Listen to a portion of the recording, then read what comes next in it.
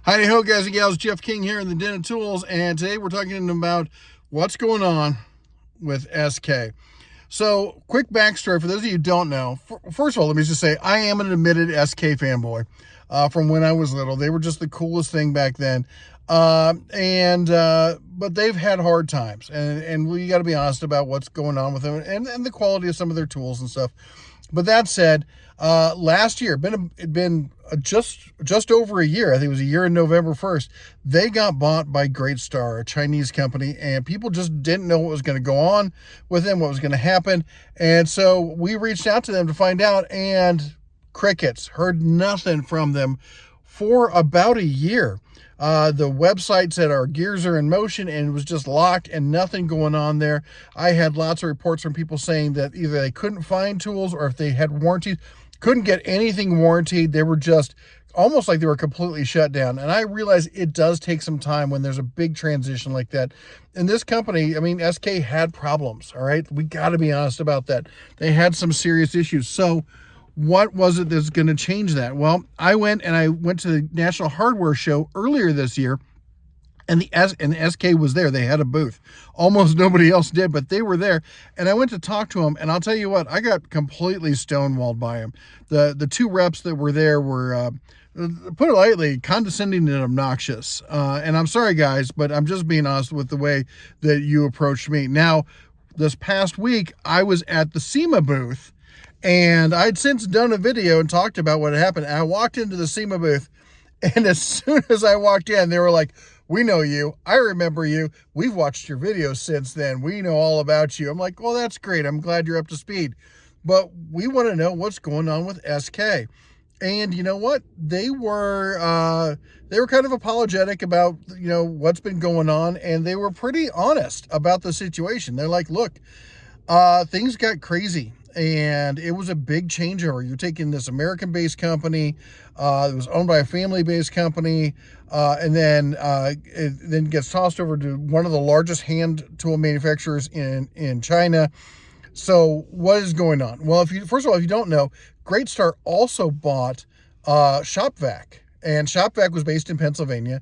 SK was based out of the Midwest, had like 3 or 4 different places where they made their tools. And all of those had since been shut down.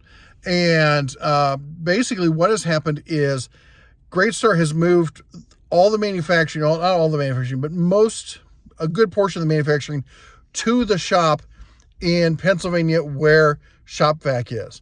So they've split the shop. It's half ShopVac, half SK. Now, ShopVac had never been, well, not in recent years, had not been entirely made in the U.S. Yes, a lot of it was made in the U.S., but they had stuff made in Vietnam and other places and stuff. So that's continuing. And now they're trying to do basically the same thing with SK. And it makes sense. It sucks. I'm not trying to apologize for it. I'm just saying that I can see from a business standpoint that, look, making tools in the U.S. is hard. And they don't make it easy. You have federal regulations, the EPA getting their fingers in everything. You got unions saying, even before startup, we want promises for this and we want money for that. You got local municipalities, everyone wanted to put their hands in your pocket, and it makes it next to impossible. You don't believe me? Just ask Malco, who ramped up the old Vice Grip factory in DeWitt, Nebraska. They ran for a year and a half and finally called it quits. That just happened recently.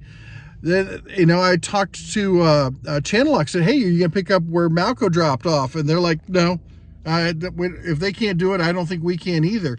So you got to understand, making stuff in the U.S., if you don't already have established factories and stuff like that, it's hard, okay? Now, that said, so what's going to happen? Well, what they've said is they're going to have made in the USA products, they're going to have made in China or overseas products, and then they're going to have hybrid products, a lot like DeWalt's made in the USA with global materials kind of stuff.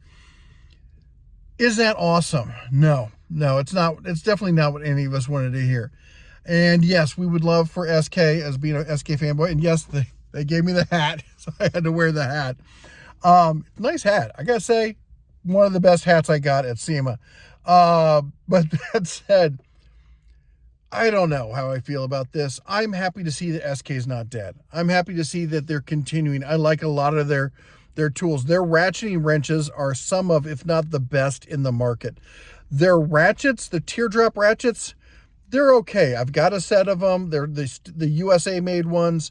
They're okay. They're not the best ratchets I ever used, but they're not bad. They'll definitely hold up. All right, there's not the smoothness of them is not where some of the other ratchets are these days.